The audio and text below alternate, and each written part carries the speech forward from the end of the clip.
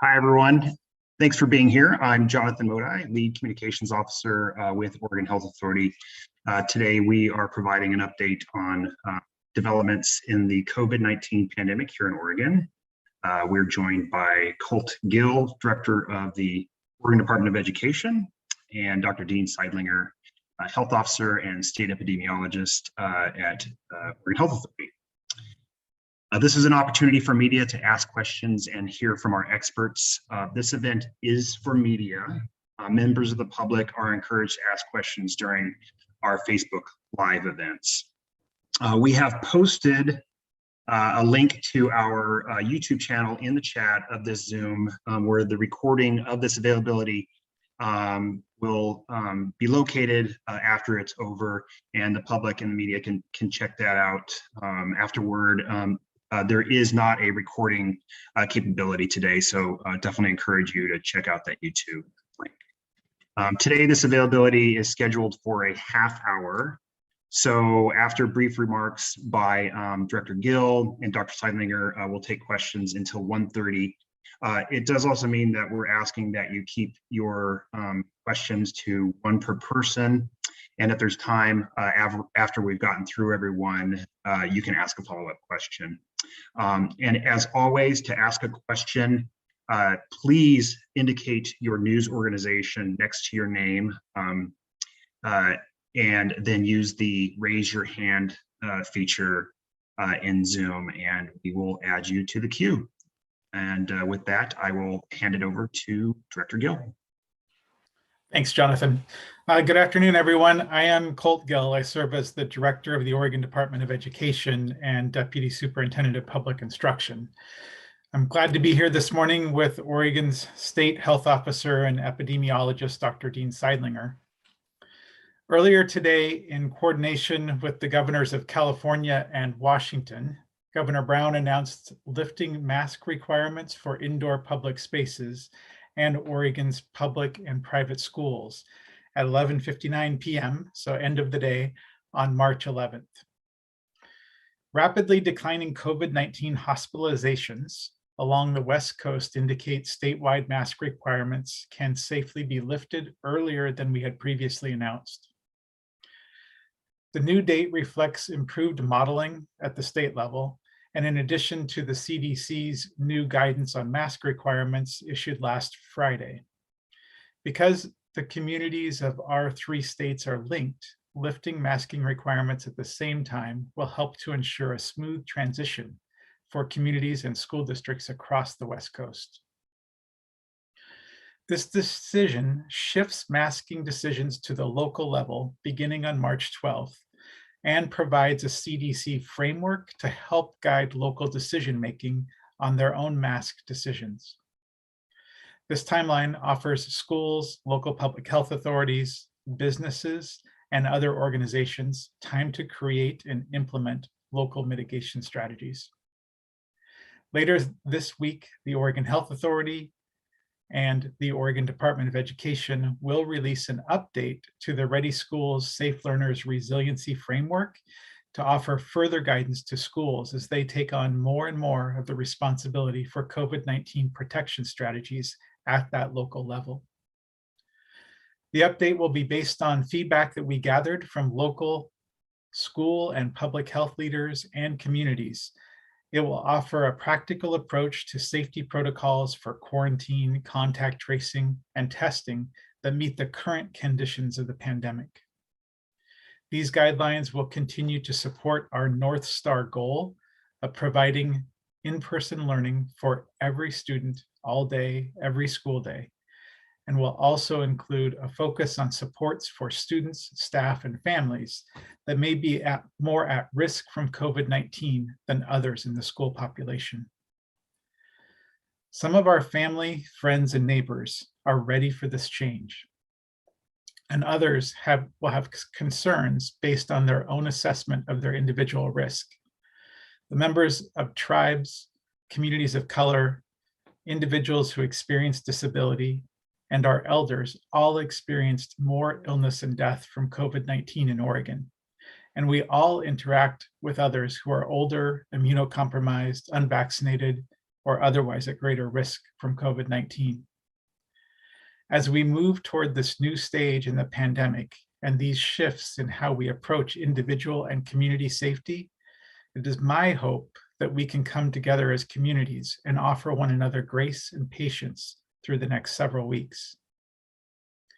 Now, today also marks the second anniversary of the first COVID-19 case in Oregon, which was discovered at an elementary school in Lake Oswego. I offer my deep appreciation and thanks to the many students, many educators and staff members, and community members who have come together over the last 2 years to keep each other safe and to help our students continue to learn. Thank you to everyone who has sacrificed to support students and schools during these challenging 2 years. Thank you. At this time, I'll turn it over to Dr. Sidelinger. Thank you, Director Gill. As Director Gill stated, today marks the second anniversary of our first COVID-19 case reported in Oregon. Since that time, we've experienced unprecedented disruption and loss. Oregon has logged more than 690,000 cases and more than 6,500 COVID-19 deaths. Each death is a heartbreaking reminder of the threat COVID-19 poses to the people of our state. We've lost family members, friends, colleagues, and neighbors. My thoughts go out to everyone who has lost someone to the virus. My thoughts also go out to those still battling the disease or helping a loved one recover. Since that first case, we've learned how to protect each other and our communities against COVID-19. We've also learned about the resilience and the resolve of Oregonians that we have all shown in fighting back against this virus. We've learned that despite some very dark moments throughout the pandemic, the tools we have in place to keep people safe from the virus are working. 8 in 10 Oregonians continue to wear masks, even as compliance has fallen off in other states. Moving forward, masks will continue to be an important protective tool for those most at risk. Nearly 8 in 10 Oregonians have received at least one shot of a safe and effective COVID-19 vaccine. The fidelity Oregonians have shown in wearing masks, getting vaccinated, then boosted, and keeping socially distant has helped keep the virus from overtaking us and overtopping our hospitals. COVID-19 hospitalizations are dropping steeply and are far outpacing the projections. Oregon's hospitalization rates during the Omicron surge are a third lower than the national average, according to OHSU health scientists. Only 30 days ago, OHA reported 1,125 COVID-19 hospitalizations, and our expectations at that time were dire. Today, we are reporting 479, a 57% decline.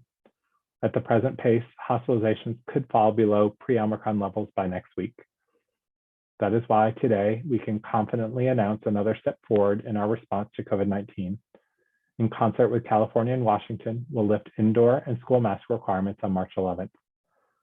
Our announcement follows updated CDC guidance for states on masks, but more importantly, it's made possible by the continuing decline in hospitalizations we've seen in Oregon. This welcome trend is a direct result of the protective measures Oregonians have employed to prevent the spread of COVID-19. Your exemplary effort is driving this extraordinary progress. Thank you. Some people may ask, based on the CDC's recommendation, why can't we lift mask requirements today? It's important to remember that under the CDC's updated risk criteria, most counties in Oregon remain at high risk. According to the CDC criteria, masks would still remain required in schools and indoor locations in Bend, Medford, Pendleton, Roseburg, and many other communities. The CDC's risk criteria, which like our strategy here in Oregon, is focused on protecting hospital capacity, does not have the same granular level of hospital data that we do. We are confident that given the progress we've seen over the past several weeks, that the March 11th date provides a safe and sensible guide to lift these restrictions. 2 years after the COVID-19 nightmare began in Oregon, we have many losses to mourn, but we can also take heart and pride in the way Oregonians have come together to protect themselves and the people around them. As we move forward, we need to treat each other with patience and grace based on our own risk factors and circumstances around us, Many will continue to wear masks and take other precautions. We need to support each other in our choices. Thank you for all you've done to contain COVID-19 in Oregon. And with that, we'll start to take your questions. Jonathan? Thank you, Dr. Sidelinger and Director Gill. First question today comes from Julia Silverman with Portland Monthly. Go ahead. Hey, thank you very much for taking the question and taking the time to talk with us. I suspect I'm not the only person in Oregon with a little bit of whiplash today, given March 31st to March 19th and now to March 11th. I'd like to ask specifically about what Dr. Sidelinger just said, which was you anticipated my question. Why not allow the counties that the CDC says are allowed right now or in the medium to low tier to unmask? Why make them wait until March 11th? And conversely, perhaps, why promise counties that could still be in the red level that masks can go away on March 11th, even if they're still in that tier? Thank you, Julia. Let me start with that last piece. The CDC has outlined some criteria that uses case rates as well as hospitalizations based on admissions and percent of hospital beds occupied by COVID patients to help determine the impact on healthcare and impacts from more serious disease. We hope that our local community leaders will look at where they are after March 11th and use that framework in guiding their decisions about masks in local communities, including in schools. What we know about our hospital system and our healthcare system here in Oregon is that it's very interconnected. We use a series of regional hospitalizations with referral patterns up to get more specialized care or to provide care when hospitals are at capacity for caring for the patients in front of them. We know that some of the subspecialty care is available in our urban areas, particularly the Portland metro area that serves the entire state, and as well as serves communities across our borders and neighboring states. With that in mind, we've always talked about lifting our mask requirement based on a statewide hospitalization number and impact on our statewide hospitals. We realize that this is a little different from the CDC approach, but does take into account the impacts on communities as we return to local control. We anticipate that looking at the less than 2 weeks that are now before us, before we get to March 11th, hospital numbers will continue to go down, as will cases, and that we can confidently lift the statewide mask requirement, including in K-12 schools across the entire state, with some communities still seeing higher impacts on their healthcare system, potentially making different decisions. And we urge them to look at those CDC community levels in making those decisions. Thanks, Dr. Sidelinger. Next question comes from Gary Warner with OHA Media. Go ahead, Gary.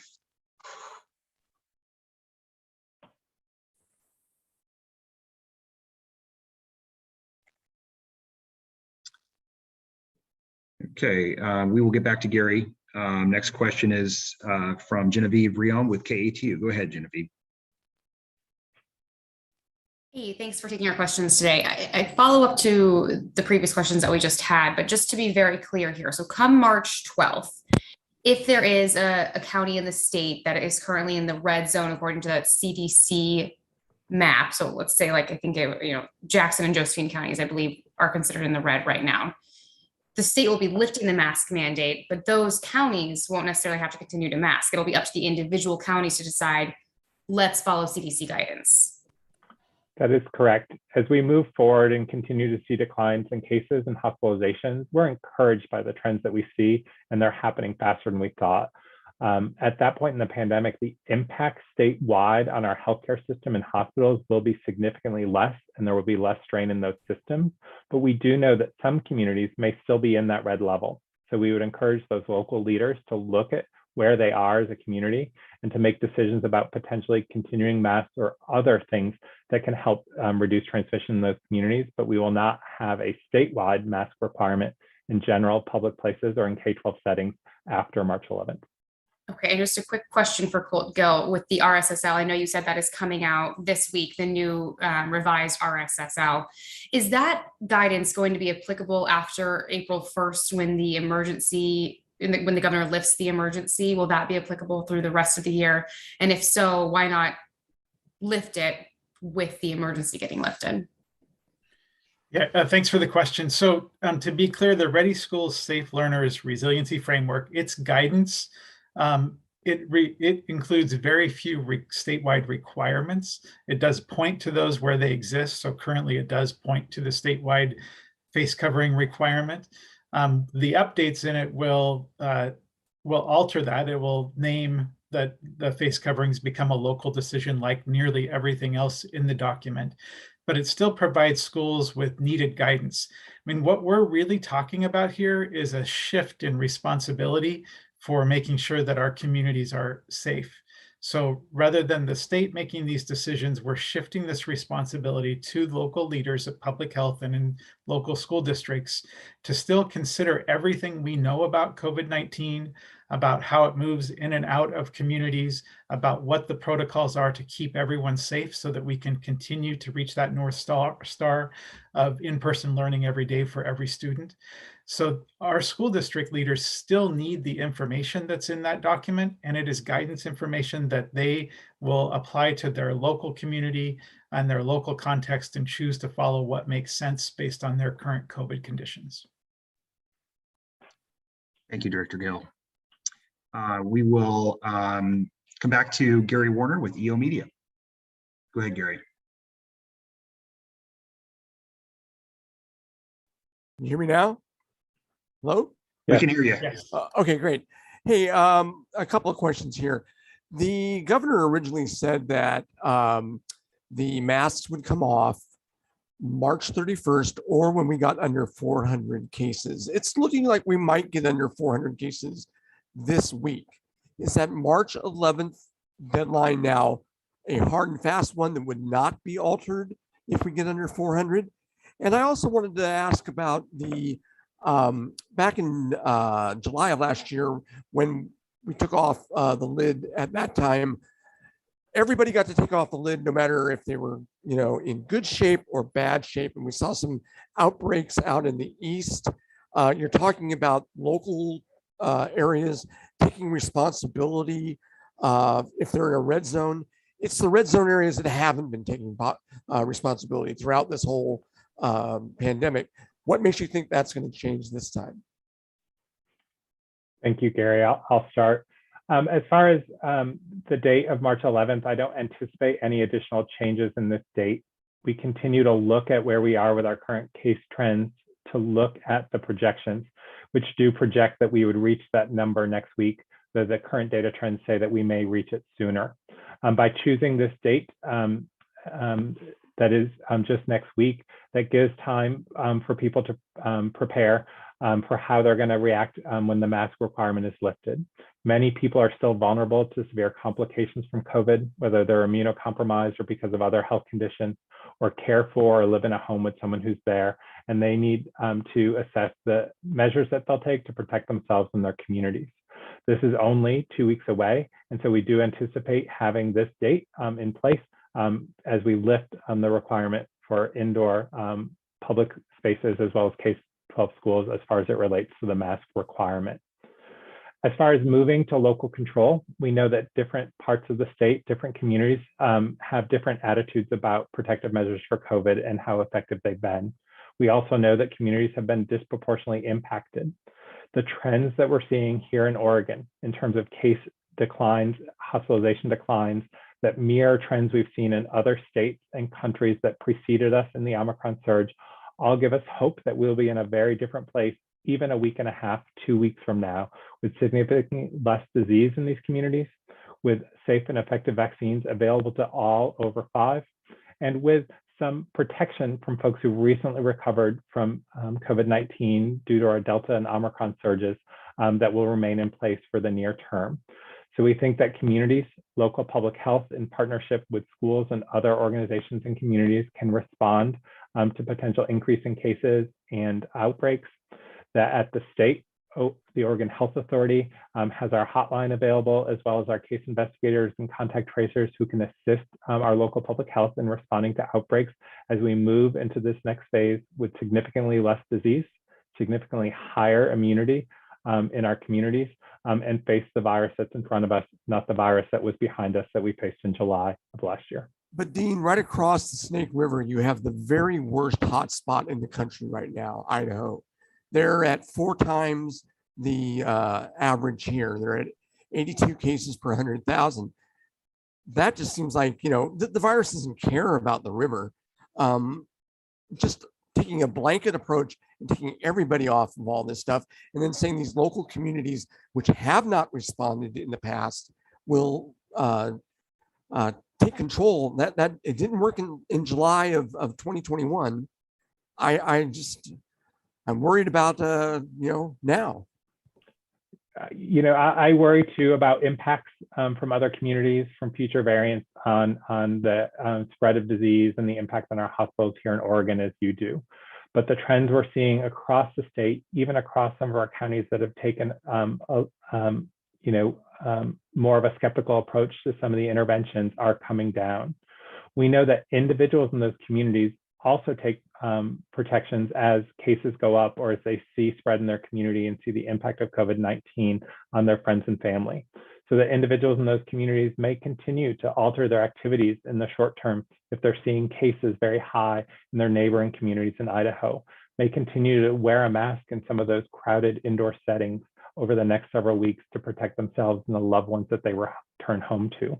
I hope that those who are not yet vaccinated or up to date with their vaccines, including their booster shots, would talk to their provider to get questions answered so they can have that protection on board that can provide them protection, not just for the situation we're faced with right now, but as we move through the spring and summer.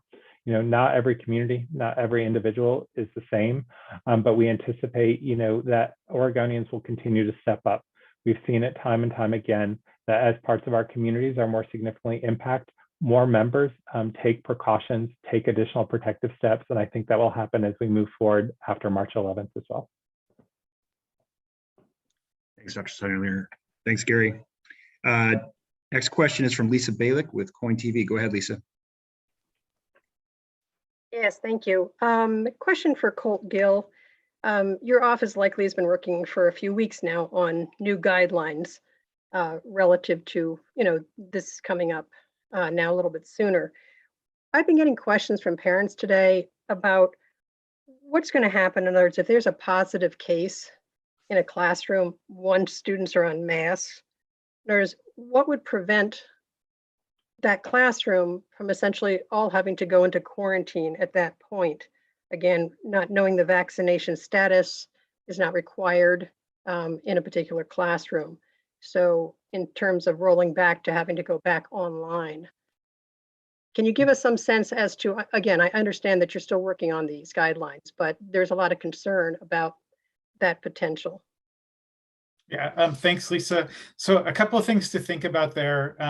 Prior to us sharing the details of that new guidance with you on Wednesday, one of those is that we do have a lot more tools than we had at the beginning of even this school year. So we have significant availability of testing in our schools to help support classrooms where there may be an exposure of COVID-19 to other students. We have we also have some new protocols that are coming out just today from the CDC around contact tracing and quarantine. So part of the reason that the new guidance isn't released today is because we're incorporating these new ideas from the CDC, these new protocols into our guidance to help make it more practical and help ensure that it is both as safe as possible for our students to continue to be at school, because that helps us reach that goal of our students being in in-person learning every day, but also that it is practical to implement so that our schools can do it well and make sure that they can continue to operate. So I don't have the direct answer for you, but we will on Wednesday, we'll be able to talk about the quarantine protocols, the contact tracing protocols, what isolation looks like, and what the testing programs, how they'll evolve to support unmasked settings. Thank you. Thanks, Lisa. Thanks, Director Gill. Next question is from Zoe Gottlieb with the Chronicle. Go ahead, Zoe. Hi, thank you for taking the time to answer my question. So my question for you all, is there a path to remove a permanent rule? And does that set a precedent that the OHA will determine whether there will have to be public health mandates going forward? Thank you for that question. As we stated earlier, we will move forward with lifting of the indoor mask requirement as well as K-12 mask requirement in accordance with the permanent rule on March 11th. I think this is an important step to respond to the pandemic that we have in front of us, the virus that we have in front of us. Cases are significantly declined. There are no emerging variants of concern on the horizon, and we continue to see increases in people being up to date with their vaccinations as people obtain their booster shot. We anticipate wider availability of oral antivirals to help us prevent severe disease in those who are sick. And so we will remove this requirement at that time. I think as individuals, as communities, we need to be prepared to take additional steps if the situation changes and we face a variant that causes more severe disease. But for the time being, we can move forward with individuals and individual communities making decisions based on the conditions on the ground, the conditions and the risk factors and those around them, as we all step up to protect ourselves, our loved ones, and our broader communities. And the lifting of the mask requirement on March 11th in schools and indoor public settings is an important step forward in this process. Dr. Sidelinger. Next question is from Fedor Zarkin from the Oregonian. Go ahead, Fedor. Hi, thanks for taking my question. I'm curious, what other settings will masks continue to be required after March 11th? I'm curious in particular about healthcare settings, long-term care facilities, jails, prisons, homeless shelters, and any other locations where they will continue to be required. Thank you. After March 11th, with the lifting of the requirement for masks in indoor public places and K-12 settings, there will still be places in Oregon where individuals are required to wear a mask. This includes our healthcare settings broadly, including skilled nursing facilities, outpatient facilities, and other settings where healthcare is delivered. The mask requirement will remain in place in these settings because this is where some of the most vulnerable members of our Oregon community seek care. It's also where people with COVID-19 often go to seek care. And so we want to ensure that the workforce, as well as the visitors and patients in those settings, have the highest level of protection. So we'd like to see cases come down more before we lift the requirement for masks in these settings. In addition, the federal rule at this point requires masks on public transportation, on airplanes, and in airports through March 18th, unless that's extended. So that will remain in place after the lifting of Oregon's mask requirement on March 11th. One change to that federal requirement is that school buses and buses that provide transportation to our early learning division settings will follow the community mask requirements and state mask requirements. So those would be lifted as the K-12 mask requirements are lifted. You asked about corrections. Our correctional facilities and carceral partners will make decisions about mask requirements in those local settings. And we anticipate at the state, there may still be a requirement to wear masks in those settings, but those discussions are ongoing. Thanks, Dr. Sidelinger and Fedor. We'll just squeeze in one last question, and that will be from Rachel Alexander with Salem Reporter. Go ahead, Rachel.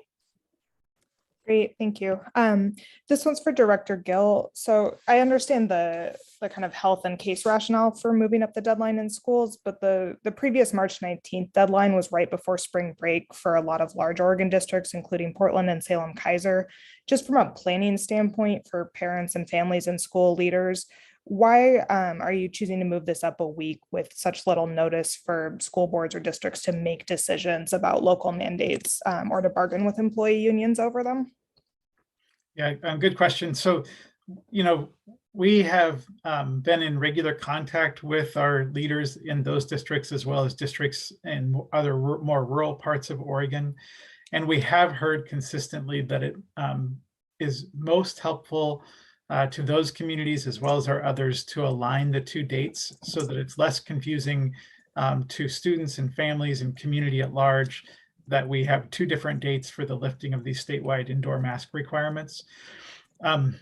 Those districts are in regular conversations with their communities. They're in regular conversations with their employee groups to work out what they plan to do. And many of them we may see continue with masks locally for that week before spring break, before they begin to implement changes. Great, thank you. Thanks, Director Gill. Thanks, Rachel. With that, we'll close this out. If we couldn't get to your question, or if you have follow-up questions, please direct them to the inbox, the media inbox, which is orcovd.media@dhsoha.state.or.us. Thank you, everyone, for joining. Have a great rest of the day.